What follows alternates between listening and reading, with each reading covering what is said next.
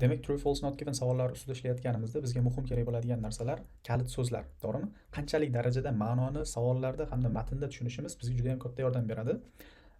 Kalit so'zlar, ya'ni bizda modal fe'llar, miqdor so'zlar kabi muhim bo'lgan, ma'noni o'zgartirishi mumkin bo'lgan ifodalar orqali va asosiy fe'llar orqali berilishi mumkin.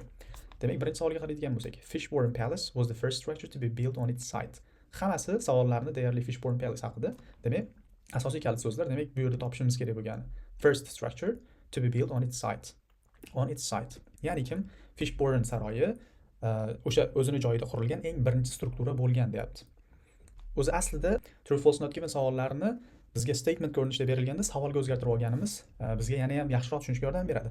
Misol uchun, bu yerda birinchi o'zini joyida qurilgan struktura bo'lgan desak, uni o'shanaqa birinchi struktura bo'lganmi degan savol ko'rinishida xotiramizda saqlab qolish va qidirish bu yoqdan. Okay? Misol uchun, was it the first structure, right, on its site? Let's read it. Qani o'qiymiz.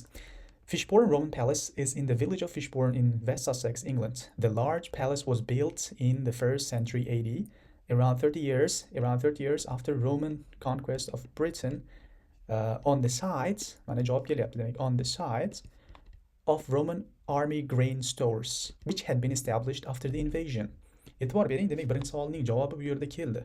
True'mi, false'mi, not givenmi? Ma'nosini 100% tushunishingiz sizga qanchalik yaxshiroq topishingizga yordam beradi. Misol uchun, bu yerda deyapti, qachon qurilganligi, bosqin bo'lganidan keyin o'sha joyda nimani joyida qurilgan? On the side of Roman army grain stores.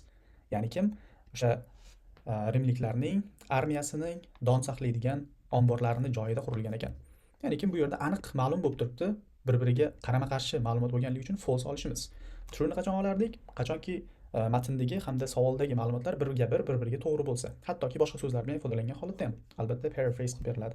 Ikkinchisi, misol uchun, kalit so'zlarni ustiga qaraymiz. Fishbourne Palace was renovated more than once. Asosiysi renovated more than once. Ya'ni bir martadan ko'p renovate qilingan degani qayta ta'mirlangan.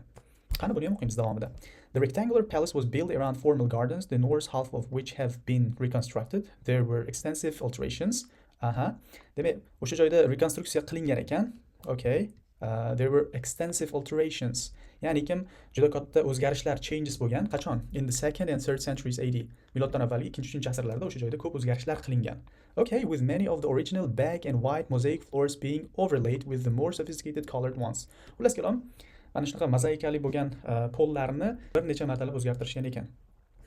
Ma'lumotni tushunishimiz savolda va matnda juda ham muhim aytib o'tganimdek. Ikkinchi savolning javobi demak o'z-o'zidan true bo'ladi bu yerda.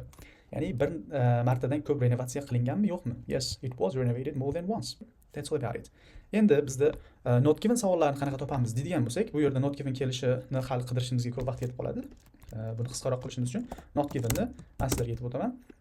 Ikki xil asosiy holatda ko'rinishi bo'ladi. Misol uchun, no info given.